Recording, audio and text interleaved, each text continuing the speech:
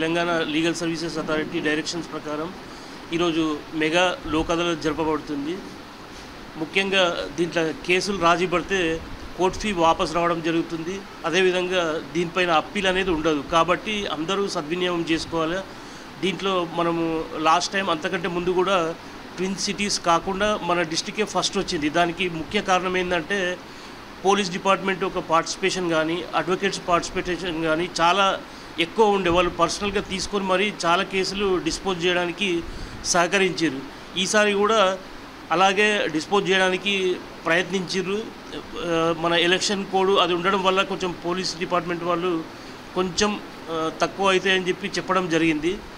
అది కరెక్టే. అది కూడా కాకపోతే అయినంత వరకు ఇప్పుడు మనము లాస్ట్ లోక్ అదాలత్ నుంచి ఈరోజు వరకు కూడా అన్ని కేసులు కూడా చాలా ఎక్కువనే చేసిరు. ఈసారి కూడా దీనికి ఇన్సూరెన్స్ కంపెనీస్ కానీ బ్యాంక్స్ కానీ అందరి పార్టిసిపేషన్ అనేది ఉన్నది కంపల్సరీ.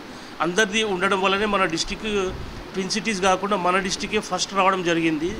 ఈరోజు కూడా మీ అడ్వకేట్స్ అందరికి కూడా రిక్వెస్ట్ ఏంటంటే కక్షిదారులందరికీ కూడా మీరు అడ్వైజ్ చేస్తే బాగుంటుంది. ఎందుకంటే మనము కొన్ని కంటెస్ట్ చేసే కేసులకు టైం కేటాయించగలుగుతాం. దీని అనవసరమైన కేసులు ఉంటే అవి రాజీ కుదిర్చడమే బెస్ట్.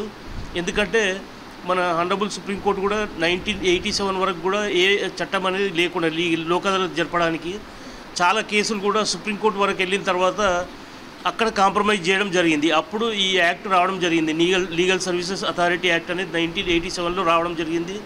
దాని తర్వాత మనం ప్రతిసారి లోక్ అదాలత్లో చాలా కేసులు కూడా డిస్పోజ్ చేయడం జరిగింది, రాజీ కుదిర్చడం జరిగింది. కాబట్టి ఇప్పుడు మన సెక్రటరీ గారు చెప్పినట్టు కేసు ఓడిపోయిన వాడు కోర్టు దగ్గర ఏడుస్తే గెలిచిన వాడు ఇంటికి వెళ్ళి వాని లెక్కలు ఖర్చు చేసిన లెక్కలు చూసి వాడు కూడా ఏడవడం జరుగుతుంది. ఇద్దరు ఏడుస్తారు. కాబట్టి ఇక్కడ కాంప్రమైజ్ అయితే ఏంటంటే ఇద్దరు కూడా ఓడిపోయినట్టు కాదు, ఇద్దరు కూడా గెలిచిన విధంగానే ఉంటుంది. అప్పీల్ ఉండదు.